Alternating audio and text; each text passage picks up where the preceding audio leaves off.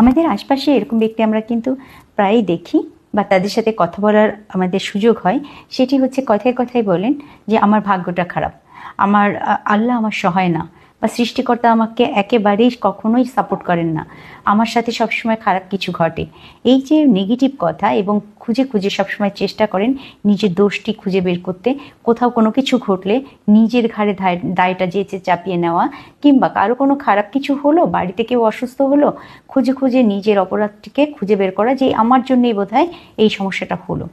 এই ধরনের ব্যক্তিদের আসলে এরকম আচরণের পিছনে কারণ কি, আসুন একটু মনস্তত্ত্বভাবে দেখে নিই।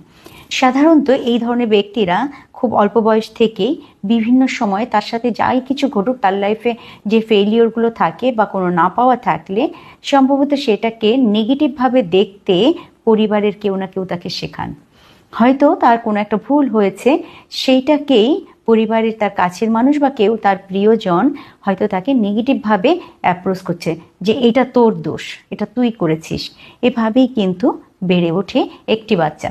পরবর্তীতে দেখা যায় যে তার মধ্যে যদি এই ধরনের প্যাসিভ পার্সোনালিটি ডেভেলপ করে, সে তখন সব কিছু নিজের উপরে নিতে থাকে, অর্থাৎ তার এই ব্যক্তিত্বের দুর্বল দিকটা অত্যন্ত প্রমিনেন্ট হয়।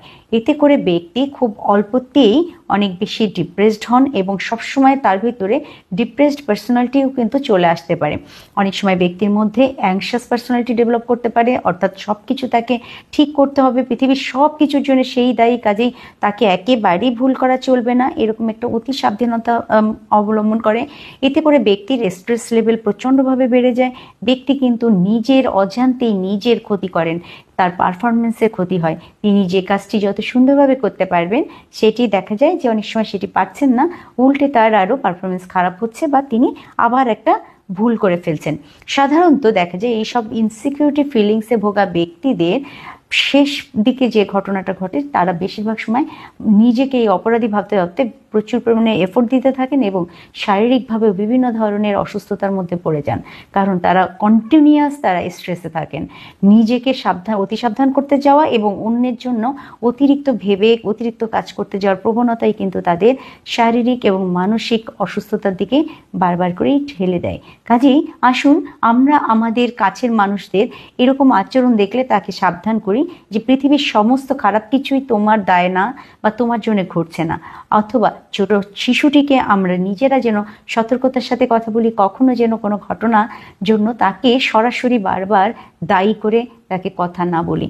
আঙুল তুলে তার দিকে বারবার দায়বদ্ধতার দিকে ঠেলে দেওয়া, কেন তার মধ্যে অপরাধবোধ জাগ্রত হচ্ছে না, কেন সে সরি বলছে না, এই ধরনের প্রচেষ্টা যেন আমরা কখনো না করি। তাহলে আমাদের শিশুটির পার্সোনালিটি প্যাটার্ন অবশ্যই ব্যালেন্সিং ওয়েতেই বেড়ে উঠবে, না হলে সেও ইমব্যালেন্সিং পার্সোনালিটিতে চলে যেতে পারে। সাবধান হই, ভালো থাকবেন।